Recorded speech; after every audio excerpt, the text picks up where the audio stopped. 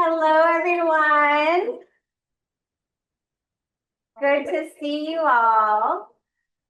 On behalf of the Center for Cross-Cultural Research, I want to welcome you to our research talk this evening. The Center for Cross-Cultural Research is a group of students, faculty, and staff here at Western who are very enthusiastic about doing cultural research and learning about culture in psychology. We are hosting tonight's event in collaboration with our Department of Psychology and the Foundation for Western and Alumni. It's a great privilege to help organize and host speakers from outside of Western. I'm especially pleased to introduce you all to Dr. Elena Park. Dr. Park is at the University of Oregon. She's a child psychologist whose research aims to increase access to mental health care that is both effective and culturally affirming. Dr. Park's work shows us how research can be a tool for advocacy to promote mental health equity. This work is more important than ever as we aim to promote well-being for all young people in our communities, especially those most vulnerable to the current injustices happening. All right, a couple of housekeeping things before we begin. If you're joining us on Zoom, there is a Q&A button at the bottom of your screen. Please use that to submit questions. We'll have the last 10 or 15 minutes for questions. If you're here in the room, we can go with the old-fashioned raise your hand. And please stay after. If you're here in person, we'll have some snacks up outside the room and about 30 additional minutes to visit with each other and with Dr. Park. Please join me in welcoming Dr. Park tonight.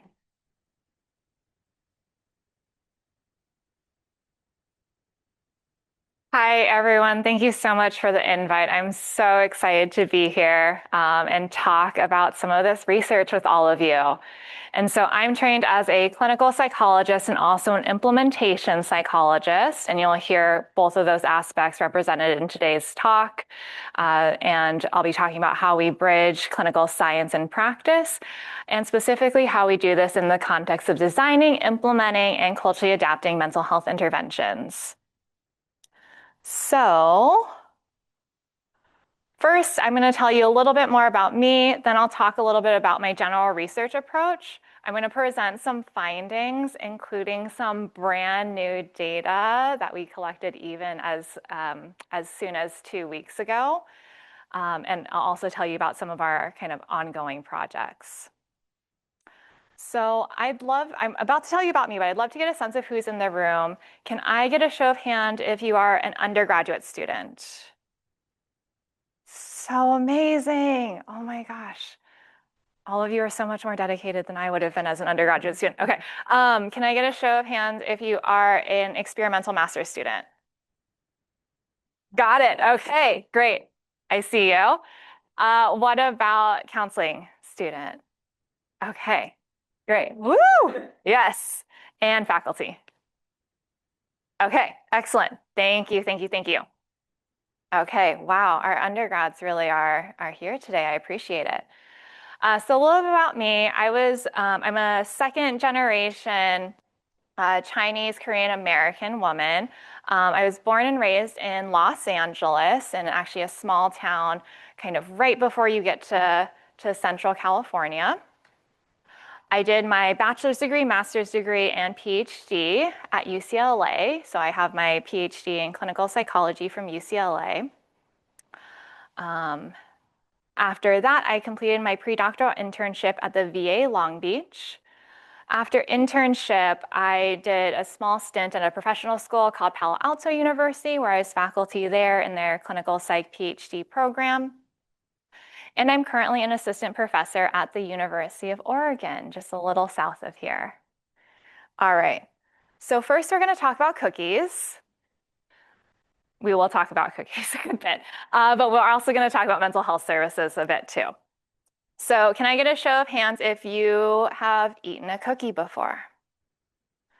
Fantastic. We all know what cookies are. And if I was testing if anyone was a bot in this room, we would probably be able to accurately pick out which of these pictures are cookies. The issue is, so we all know what cookies are, we can recognize them. Well, researchers, therapists, clients say the same thing about mental health services, that we can recognize what are good mental health services. The issue here is that it's a lot harder to pick out what is good mental health services. And so a lot of our research focuses on how can we actually kind of break down and operationalize what goes into good mental health services, but also how can we make those mental health services a positive experience for clients? And when I say clients, I'm talking about the people kind of showing up, coming to mental health services when things come up that aren't anticipated. So I mentioned we talk a good bit about cookies. You'll see a bit that I can talk a lot about cookies, but I cannot do as good of a job baking them. So this picture here is actually a cookie. I know it's a little bit less recognizable than the pictures I showed beforehand, but let me just tell you a quick story. So a couple years ago, I learned that I can't tolerate gluten anymore, which was very sad for a lot of different reasons. And so I was baking homemade cookies. I thought, okay, I know the recipe. I've made chocolate chip cookies dozens of times before. I can just take my gluten-free flour from the store, sub it with regular flour, and I'll get regular cookies. I'm seeing some people nod. So some people know that you can't do that. I did not know until this happened, and this was not edible. So, and I thought, I must have forgotten an ingredient. I did it again. It turned out the exact same. So turns out you can't just sub gluten-free flour with regular flour. I know now you need something called xanthan gum. I understand. But we a lot of times need to figure out, okay, for cookies, for instance, we need to not only know the recipe, but when something changes, we need to know when and how to change that recipe. And we need the same thing for mental health services as well. We need to know what's not only good mental health services, but we need to understand it with enough knowledge, with enough wisdom, so that if we sub things out, we're not ending up with a mess. So I'll talk a little bit about some of our work doing that. But again, going to stick with this cookie metaphor a little bit longer. So what are the ways that we might need to adapt a recipe?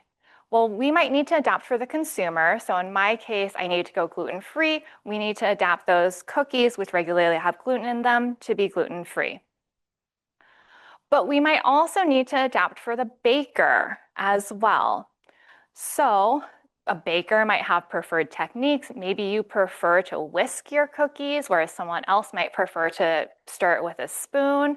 And we might say, okay, you might end up with the same. I'm not a baker, you've seen my baking, but maybe we'll end up with the same outcome if we whisk this versus if we stir it with a spoon.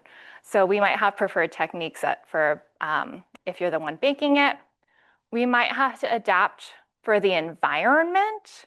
So on lots of recipes, it'll say, oh, if you live at high elevation, you need to change the temperature with which you're baking, or you need to bake it for longer or shorter, for instance. And we might also need to change the recipe as well. So maybe I'm looking at a recipe and it calls for an ingredient that I know is a specialty ingredient and I don't have in my pantry, but maybe I know that there's a good substitution for that. Or maybe there's a certain piece of equipment that it says, oh, it'll turn out best if you use this piece of equipment, and I don't have that equipment, but maybe there's something I can sub to still get the same outcome. But that requires me to actually have the knowledge of knowing what to sub in and what to sub out. So our team does the same thing, but with mental health services. So we might need to adapt things related to the client. So for instance, if a client's not bought into therapy, they don't want to be there, then we might need to make adaptations to what we're doing in the room. There might be certain crises that come up, for instance, that mean that we need to make adaptations for the client. And I'm going to talk about kind of some of that work here. I'll talk about some of that work here. So this is a systematic review that I've done with Bruce Torpeda and Eric Delyden that really asks the question of which mental health practices work for whom. So we reviewed 1,491 youth mental health treatment studies. And we did what's called distilling 83 practices. So I'll talk a little bit more about this in my methods talk tomorrow. But of those youth mental health treatment studies, some of them are studying similar therapeutic practices. So I'm going to go back to kind of the cookie metaphor. If we look at 1,491 cookie recipes, we might actually see some common things across those recipes. We might see, oh, all of them have flour, all of them have eggs, they have butter. And it's the same thing with mental health treatments.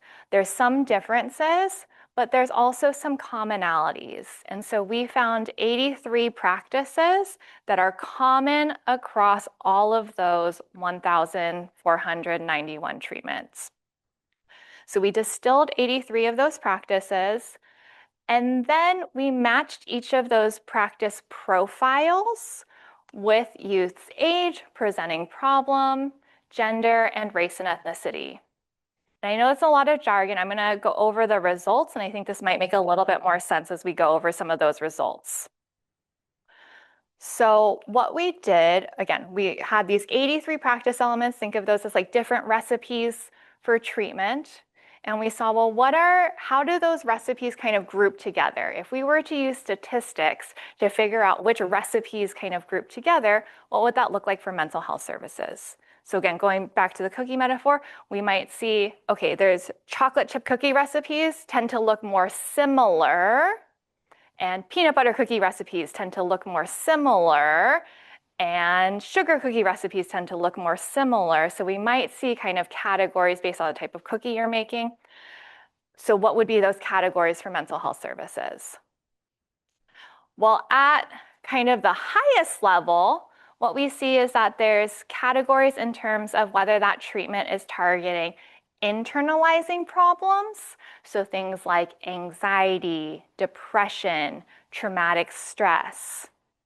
Those seem to have kind of one recipe for mental health practices. Whereas if you're targeting more externalizing problems, so for kids, things like disruptive behavior problems, oppositionality, not listening to instructions, substance use, for instance, ADHD, those require maybe a different set of practices. So at this kind of highest level, we see, okay, there's differences in the treatments that are meant for internalizing problems and versus externalizing problems. And so what does this look like? Well, I'm going to orient folks to the screen right now. So there are, can you all see? Yes, you can. Okay, great. So for externalizing problems, for instance, here's the set of practices that we commonly see for externalizing problems. And here's the set of practices we commonly see for internalizing problems. And I want to kind of explain this chart a little bit more. So here we see what each of the practices are. And then you'll see these green bars and these black bars. And so the green bar refers to how common is that practice for either externalizing or internalizing problems. And the black bar is how common is that practice across all treatments. So across all treatments, psychoeducation for caregivers, and again, this is a systematic review for youth mental health treatments. So psychoeducation for caregivers, which is really helping caregivers understand kind of what the youth's problem is and how therapy could be helpful for their child, was the most common practice across all of those 1,491 treatment studies. But we see some differences as well. So just to give you one example, exposure, which is a common practice in a lot of anxiety treatments, It involves gradually exposing a child to something that is safe, but something that they might be afraid of. So for instance, if a child was scared of spiders, exposure might involve, okay, in order for you to kind of get less and less scared of spiders, we're going to show you a picture of a cartoon spider. Then we're going to show you a picture of a small real spider. Then we're going to show you a picture of a big real spider.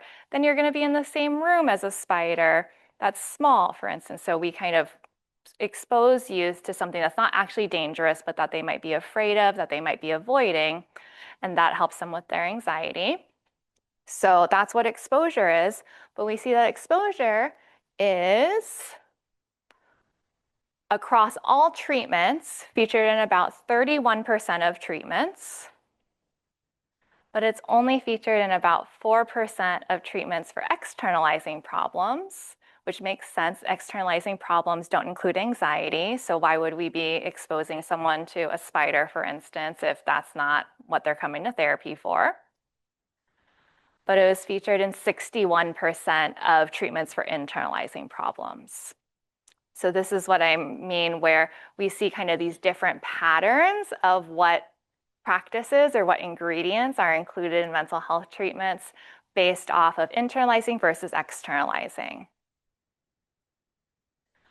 When we look a little bit deeper, what we see, so this is, okay, let's get a little bit more granular.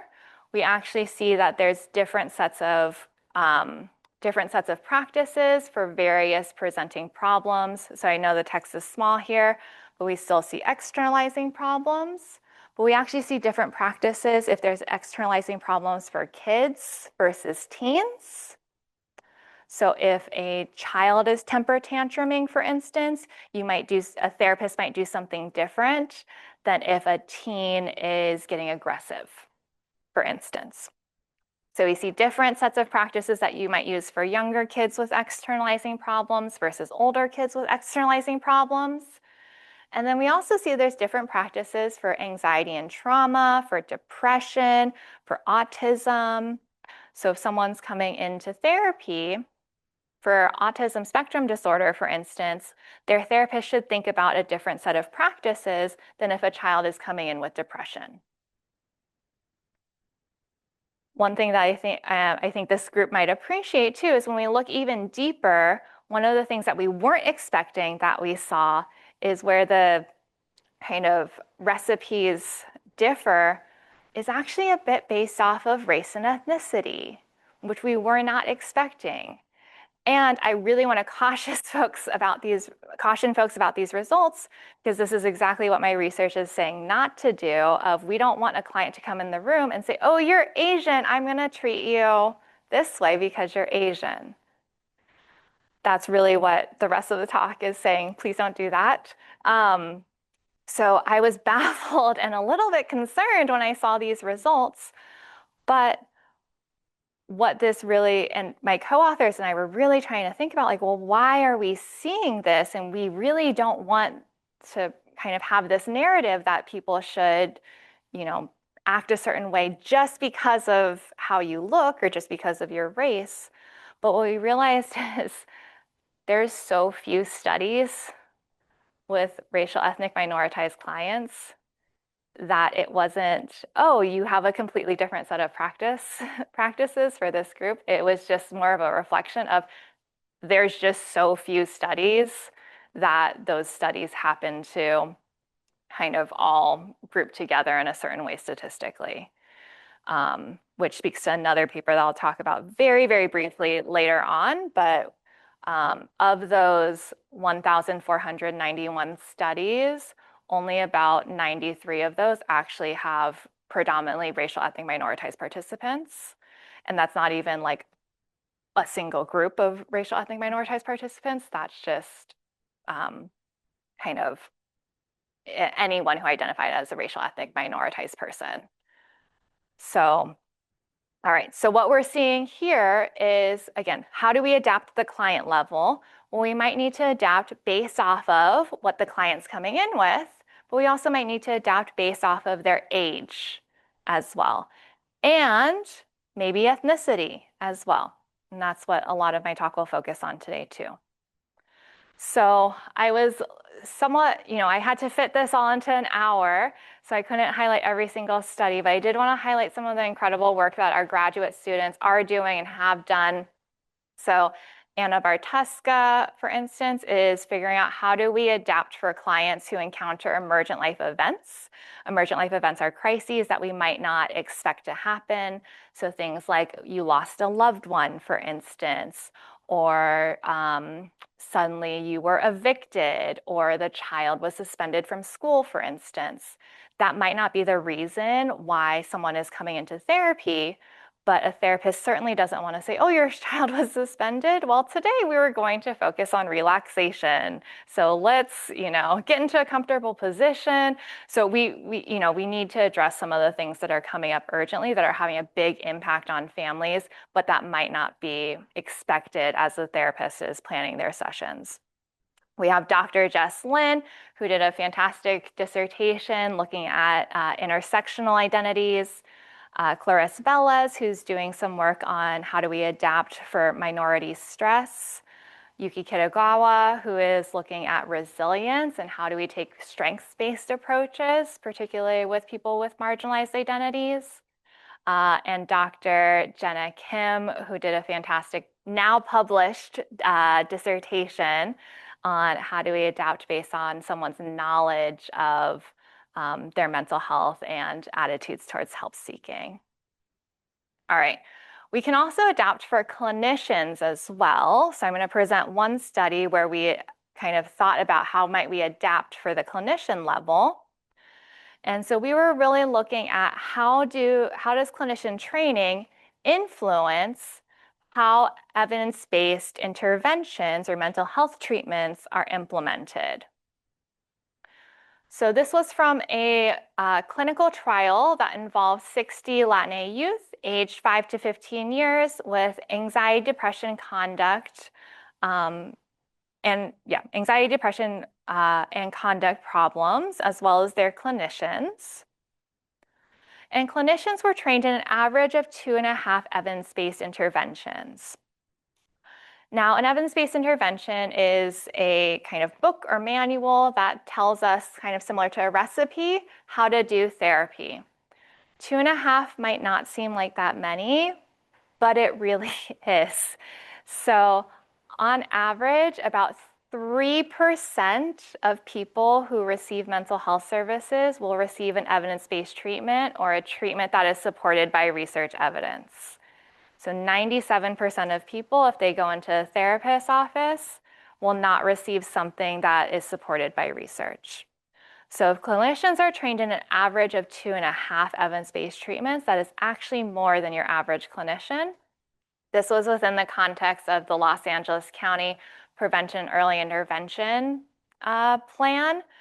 And so Los Angeles County had a special initiative that incentivized clinicians to get trained in evidence-based treatment to try to improve the quality of their mental health care. So the results I'm about to show you are perhaps more optimistic than we might see in most other communities. All right, so what we looked at here is if a clinician was trained in a mental health treatment that matched their client's background and presenting problem. So I just presented kind of those slides on, okay, we need to consider the presenting problem, whether someone has anxiety or depression or autism or externalizing problems. So was their clinician trained in an evidence-based treatment that matched that presenting problem? So clients coming in with anxiety, are you, as a therapist, trained in a treatment for anxiety? So what we found is that when clinicians were, and so 40% of our clinicians in our sample were trained in a treatment that matched their clients' presenting problems, 60% were not. So what we found is that when clinicians were trained in a treatment that matched their client's presenting problem, then about 35% of the time or so, they did that treatment. So clients coming in with anxiety, you're trained in a treatment for anxiety, you do the treatment for anxiety. Now, I don't know about some of you, some other times when I presented this, they're like, only 35. Well, I'm about to get to results that are a little bit more alarming. But 35% of the time, you're trained in a treatment that matches your client's presenting problem, you do that treatment. 0% if you weren't trained in a treatment that matched, that makes sense. You're not trained in it. You're not going to do something that you're not trained in. Okay. We see about a portion of the time, so somewhere between kind of 15 to 20% of the time, therapists are doing something that we call off-label evidence-based interventions. So what this means is I might be trained in a treatment that is for something else, but I think some of the practices might apply to this client. So again, kind of similar to maybe I could take some of those treatments for internalizing problems because we have some similarities there. And maybe if a client, is coming in with anxiety, but I'm not trained in a treatment for anxiety, but I'm trained in a treatment for traumatic stress, for instance, I could use some of those practices for that client. So we saw, again, 15 to 20% of the time, whether you were trained or not trained in a treatment that matched, you kind of did this off-label of, okay, this seems close enough. I'm going to, use some of these practices and do that with this client. Most of the time we saw something that we called modified evidence-based interventions, meaning if I'm trained in 2 to 3 treatments, I'm not actually just going to stick with one treatment. I'm going to kind of pick and choose from the different treatments what I think is going to work best. So we saw that actually most of the time. But then here's the concerning finding. If you were trained, so I want to point to this bar right here. This is if a clinician was trained in a treatment that matched what their client was coming in for. 15% of the time, it's not that they did another treatment. They just didn't do anything that was supported by research evidence. So as someone who coded a lot of tapes from this study, like listening to tapes, and a lot of these were audio, I can tell you there was a lot of Jenga being played, which is also awful when you're just listening to audio because you don't have the heads up that it's about to fall, and then suddenly you get lots of blocks falling and it's quite loud. And that is 15% of the time if your therapist is trained in something that research shows works for the thing that you're coming into therapy with, 15% of the time you might get something else. And if your therapist is not trained in something that matches what you're coming in for, then that number is as high as about 35%. And there is a significant difference between those two numbers. So if a therapist is trained in something that matches what their client's coming in for, there's a significantly better chance that you're going to get something that's evidence-based. It might not be for your presenting problem, but you'll get something that's evidence-based. So again, if we're thinking about how do we adapt for clinicians, we really need to think about how are we training clinicians to match the types of clients that they're seeing. All right, also want to highlight work by Jen Kaneko, who's doing really, really incredible work that I'm so excited about, thinking about when clinicians work with families who speak a language other than them, how do we still provide effective services, and doing really incredible work there. All right. Some of our work also focuses on how we adapt for various contexts as well. So I'm going to talk about one dissertation by Emma Eaton. By Emma Eaton. And so Emma, for her dissertation, looked at how our community mental health staff seeing the impact of immigration policy stressors. This was using qualitative data that was collected in 2017. So some of the themes that you might hear are, for better or not for better or worse, are unfortunately coming up today, but this is from data in 2017 when there were changes in, lots of changes in immigration policy at that time. So we interviewed 55 staff at a large community mental health agency in Southern California, serving predominantly Latinx families. And about 64% of the staff reported that they saw clients being affected by recent immigration policy changes. So this was a qualitative study. So just as an example of some of the things that we're seeing, Some of the staff talked about how they conceptualized the mental health concerns. So, quote from a clinician, you may think that their depression is surrounding one thing, and you realize their depression is surrounding the fact that both of their uncles were taken out by ICE and deported. So that's really going to change how you might treat a client, for instance. Meaning that we need to consider these contextual factors that are contributing to the client's presenting problem. Another quote from this study related to treatment interference. So this quote from a supervisor, I think it's affected the clinical work because we're dealing with more present things. There's something that we call COWS, which is crisis of the week. And I always tell my clinicians that the more cows on the road, the less you can reach your destination. So clinicians really having a plan of, okay, we're using an evidence-based treatment. We, are hoping this is going to take maybe 12 or 16 sessions, and you're just having kind of crisis after crisis come up that requires attention. So I do want to say some of the work in this area. I mentioned her earlier, but Anna Barteska, who's a current doctoral student who's working on her dissertation, for her dissertation is actually developing tools to help therapists kind of use some of those skills, use some of those practices from evidence-based treatments to address COWS or emergent life events. So more tools for this are coming soon. Some of our other graduate students who have done work on adapting for context, so Tessa Palafu, who's our current first year doctoral student, is looking at how do we incorporate Native Hawaiian Pacific Islander culture into our evidence-based treatment, since Native Hawaiian Pacific Islanders are significantly underrepresented in our current literature. Dr. Kavya Madiam did work in how do we have conversations about mental health within primary care settings, because primary care settings can be a less stigmatizing kind of first point of contact for many ethnic, racial, minoritized families. And then also Dr. Kamini Kannan, who did an incredible dissertation looking at how credentialing of treatments, so to say, oh, I'm trained in this treatment, how that can kind of have an impact on what's happening in the room. I also want to mention that our team recently published or produced an interview series on how do we culturally adapt treatment. So we interviewed 12 experts, expert scientist practitioners, on how do we culturally adapt mental health treatments for ethnic, racial, minoritized clients.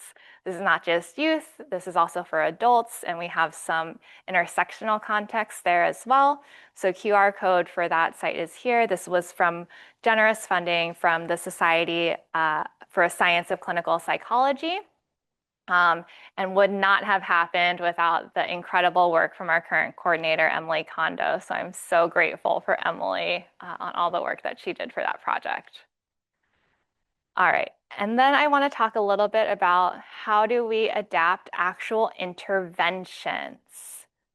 And that's where a lot of our work is focused on right now. But I do want to give a shout out to Alyssa Herman, who really applied some of these principles, but how do we design really useful mental health websites, since a lot of people do get their information online. So if people are going online to get information about mental health, how can we make that as appealing and how can we make that as evidence-based as possible?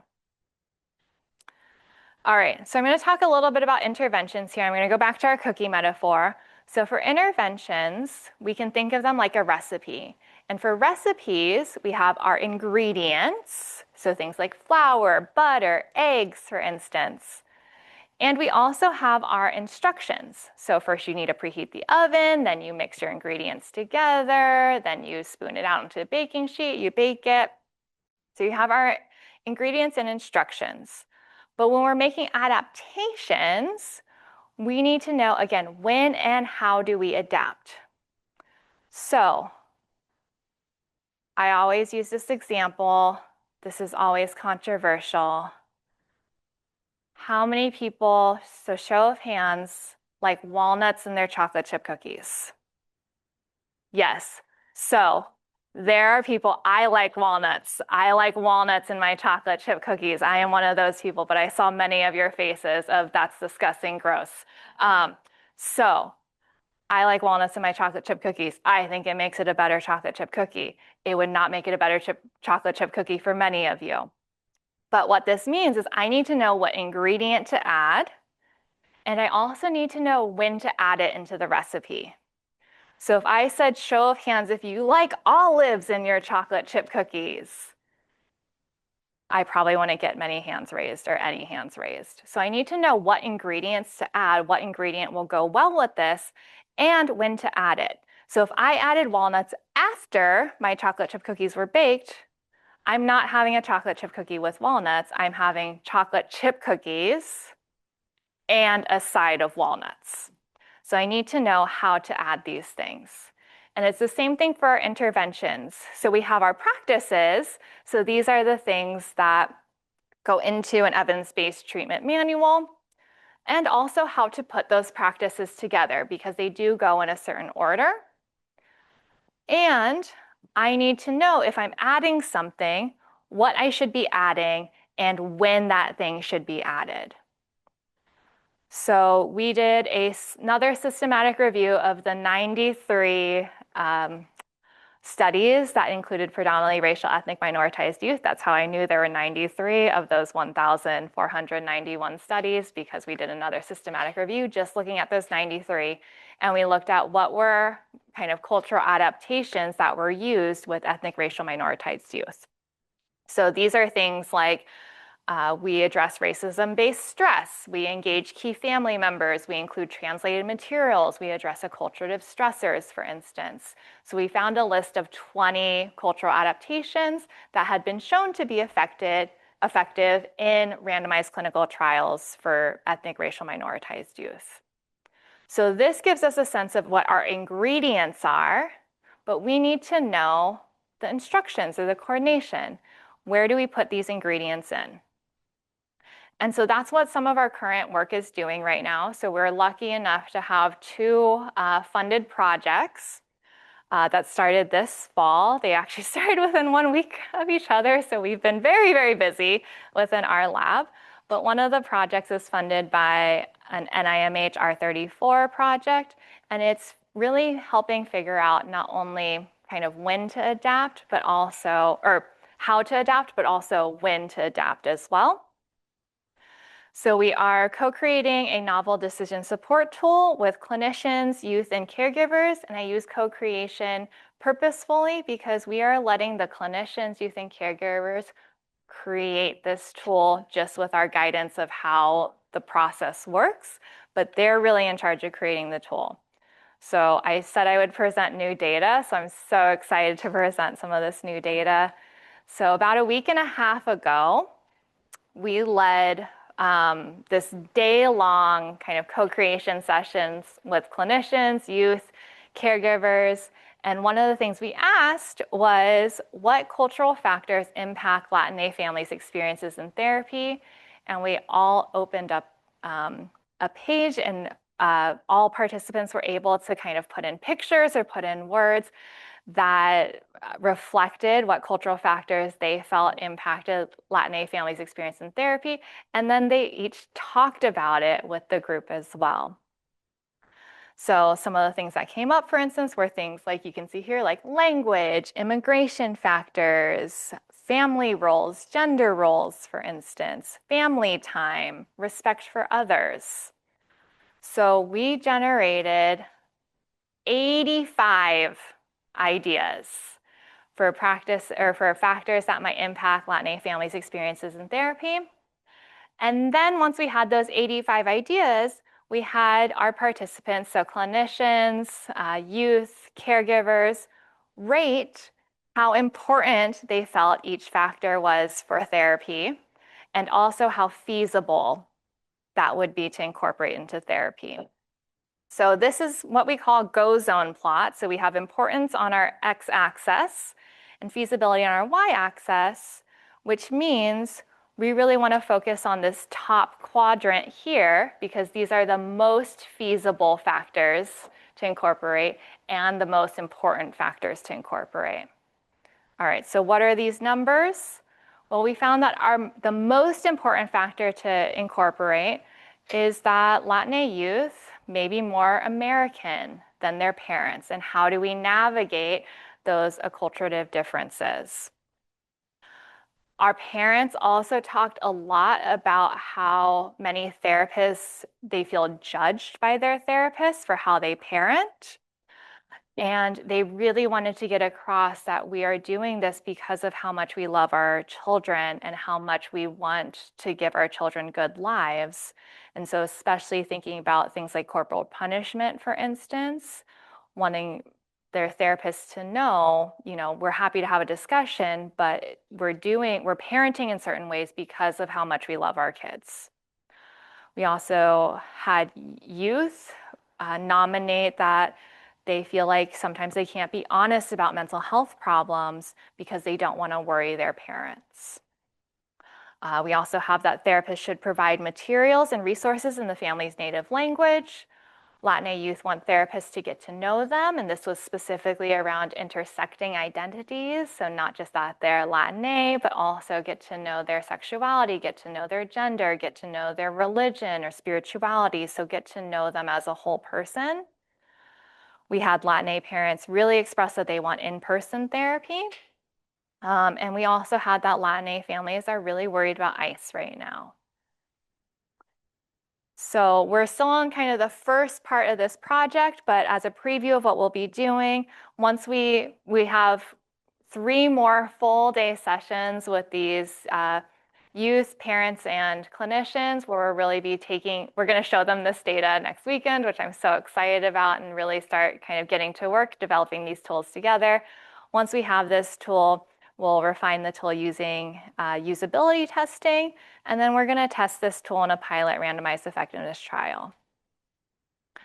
Our other study is generously funded by the William T. Grant Foundation, and it's developing and examining a coordinated knowledge system for improving the use of research evidence in clinical decisions around cultural adaptation. So coordinated knowledge system is a ton of jargon. So what is that? Well, our coordinated knowledge system involves 3 separate tools, and these will mainly be used by clinical supervisors who are supervising clinicians.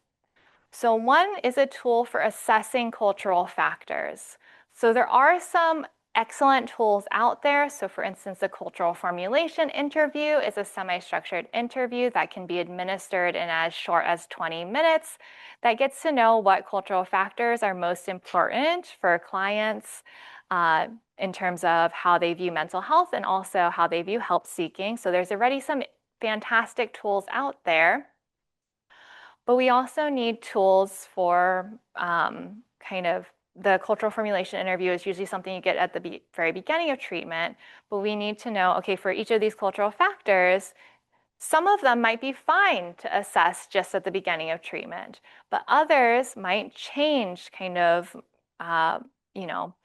month to month, week to week. And so how often do you assess for those things? So especially for some of the current events that are going on, certain identities may be more or less salient depending on certain events that are going on. So if you only ask about it at the beginning of treatment, you might actually be missing some things that are affecting families kind of week to week.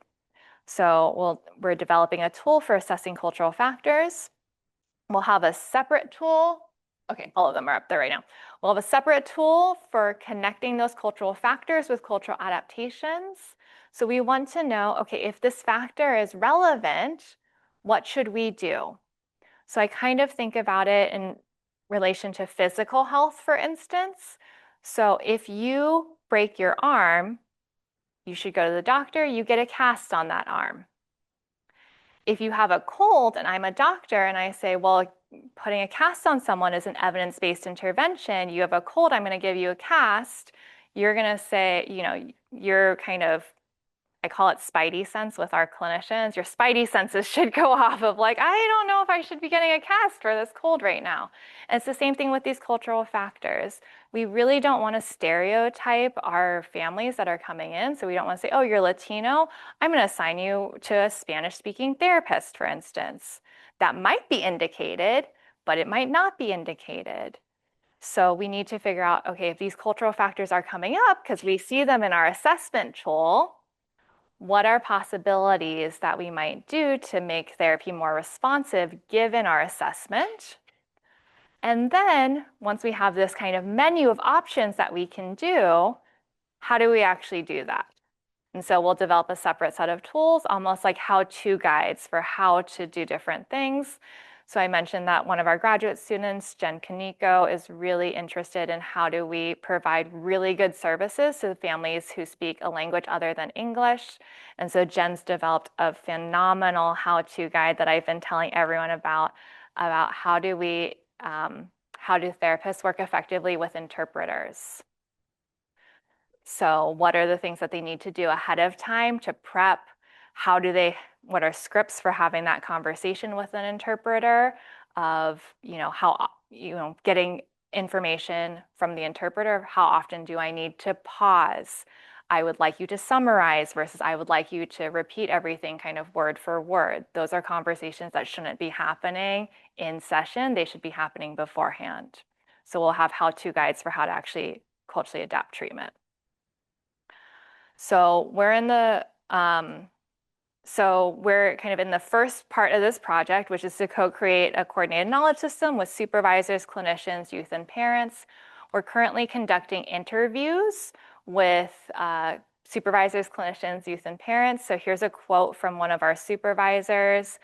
It's a 90-minute interview. So as part of the interview, the interviewer and the supervisor were talking about how families are afraid of being deported at this time.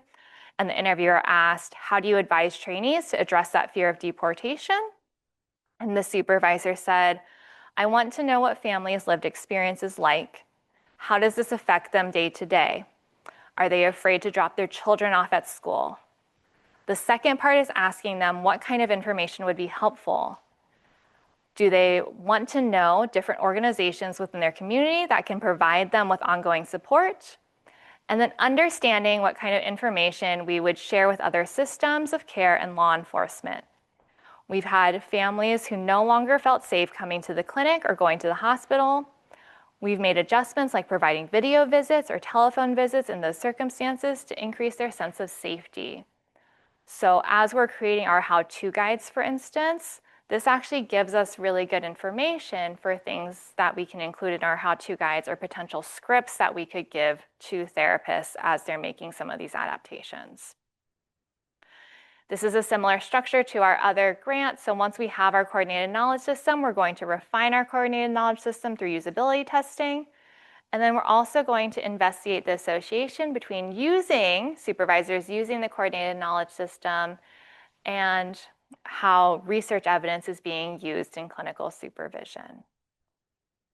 So our lab has really focused on how do we use intervention and implementation science to provide effective mental health services and also strategically adapt for clients, therapists, organizations, and interventions.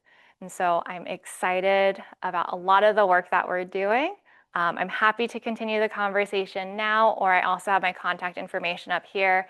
I will give a quick shout out that we recently joined social media. So we are on Facebook and Instagram if you would like to follow us there. And I've also listed our lab website. So thank you so much.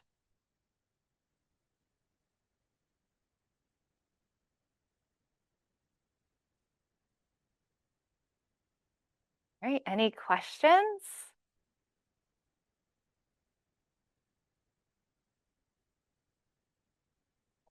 Yes. In the very beginning, you talked about how you went over a bunch of different studies, like 900 of them. What were your inclusion and exclusion things about those studies? Yes, absolutely. So at the beginning, I talked about kind of a very large systematic review that we did and what was the inclusion exclusion criteria for those studies. And so let me see if I can remember all of them. So they had to be a randomized clinical trial. It had to be, the population had to be under a mean age of 21, I want to say. I can't remember off the top of my head whether we said 21 or 22, but had to focus predominantly on youth or young people, and had to involve some sort of treatment for a mental health problem. So if they were coming in for cancer treatment but used a mental health protocol, we wouldn't count that, for instance. So they had to be coming in for some sort of treatment for a mental health problem. Those are the main criteria. Exclusion criteria were just kind of the opposite of that. If they were older than 21, 22, if they were coming in for something other than a mental health problem, if it wasn't a randomized controlled trial.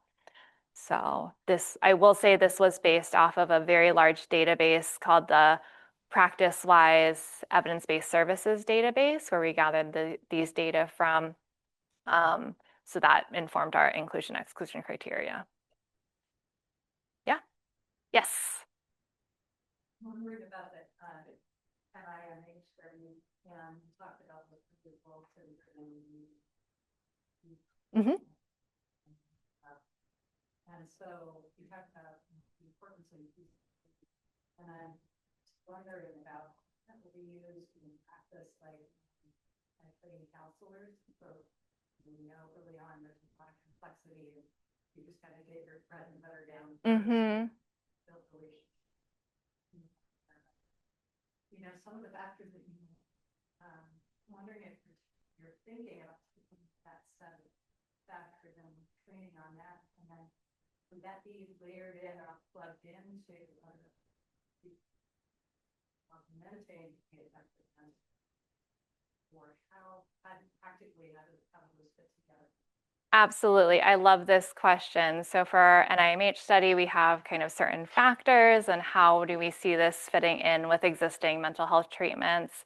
So a lot of the things that you said are things that we're envisioning. So we're meeting with these youth, parents, clinicians several more times.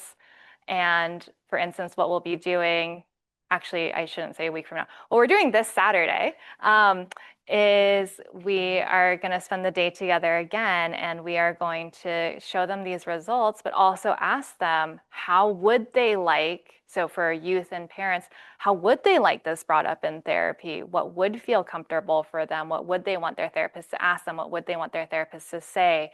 For a therapist, asking, and all of our therapists who are involved have extensive experience working with Latina families. And so how has this come up in therapy? How have you done it? What's worked well for you?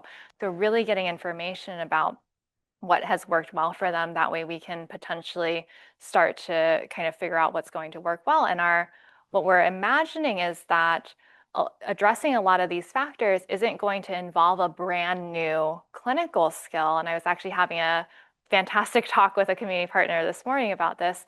It's not that we're teaching counselors or clinicians brand new skills. We're helping them use the existing skills and the existing tools that they have, but for things that aren't in your typical treatment manual, that in that moment you might have this kind of blank of, oh, like, what do I do in this moment when this is coming up? And we're just helping them use their existing skill set to do it. And I think that's especially important for issues around race and ethnicity, because we don't talk about race and ethnicity because it's uncomfortable and we're worried about offending someone. And so for a lot of clinicians, if race or ethnicity comes up in your session, it might have you kind of blank out because you don't want to offend someone, but really we want to empower clinicians to say, you already have the skills to do this. You already have the skills to kind of handle this information. Let's just give you the basic structure of how you could, let's give you some ideas for how you could navigate this, because you do already have those tools. So we really do see it as augmenting existing treatments rather than a brand new treatment.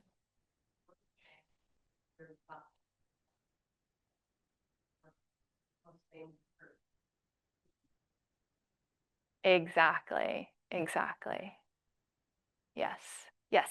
For that same study, I feel like the way you were speaking about it, would it be, is it in person? And is that population just Oregon residents? And is there any plans to go further than that or partner with other universities to maybe see, like say different states that have different needs for that sort of That's a great question. So the question is it kind of based locally in Eugene, and are there plans to kind of think about this on a broader level? So this study is funded by NIH. We've had to make more pivots in the last 4 months than I have ever had to make for any study over the past 16 years. But a couple of those pivots are that we did decide, rather than have everything locally, we did decide to open it up across the United States. So we have clinicians and families participating all across the United States, but we did match locations for clinicians and families. So it's not the clinician, it's not the family's clinician who's participating, because we also want to respect confidentiality and privacy.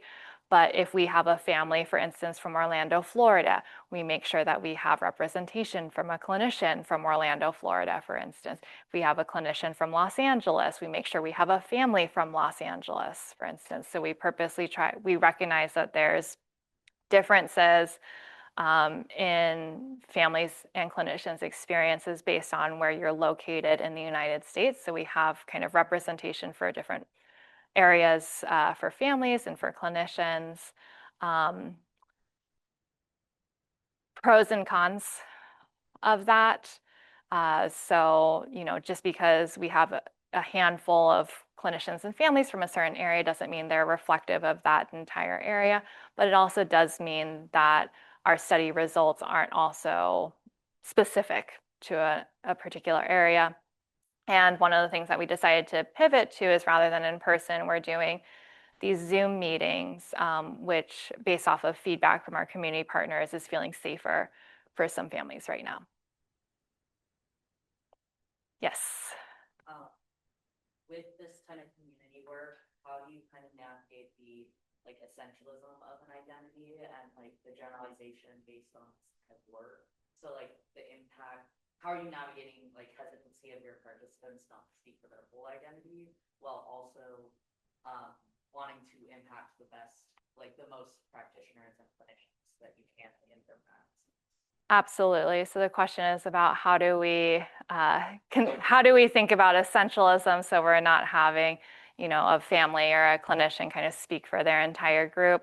I think we're just relying on kind of principles of good science here if we get a big enough sample.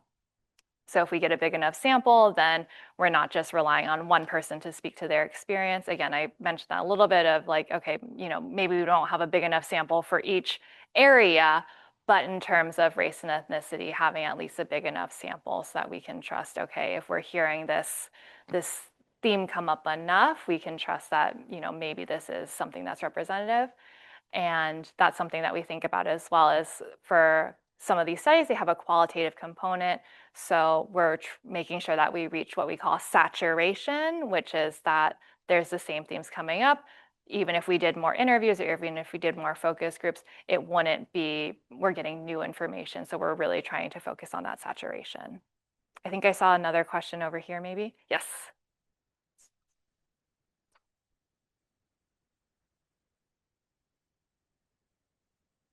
So question of, since the youth's age were accounted for, was the clinician's age accounted for as well in the current studies that we're doing? That's a good question. We are not, we're gathering information about clinicians' ages, but we didn't have any sort of inclusion or exclusion criteria related to clinicians' age. I'm curious if you have a hypothesis about clinician age.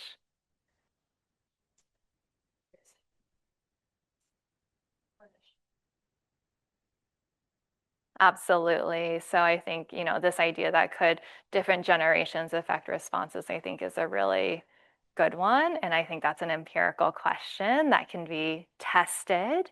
But at this point, we didn't include or exclude for that. But I think, that would be a very interesting research question that I hope someone does answer.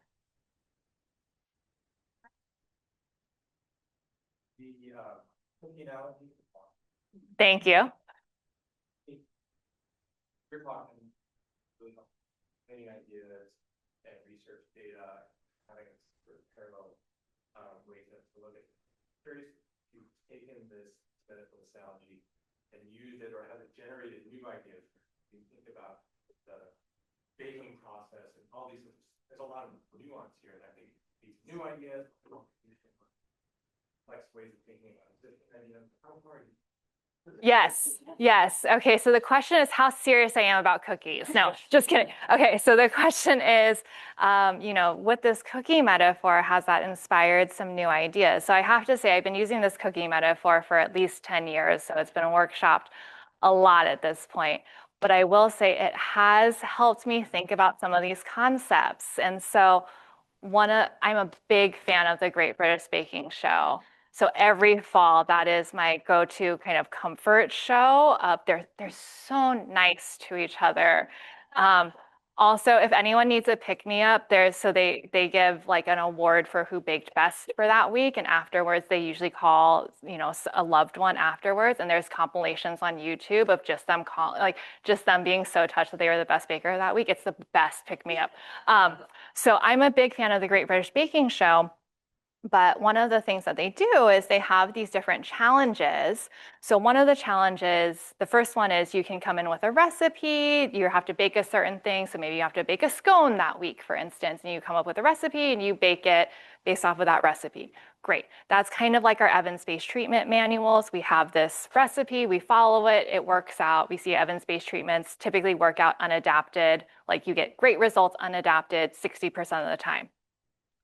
The second challenge in the Great British Baking Show is something that they call a technical challenge, meaning that you're being told to make something, but you are given a really brief list of instructions.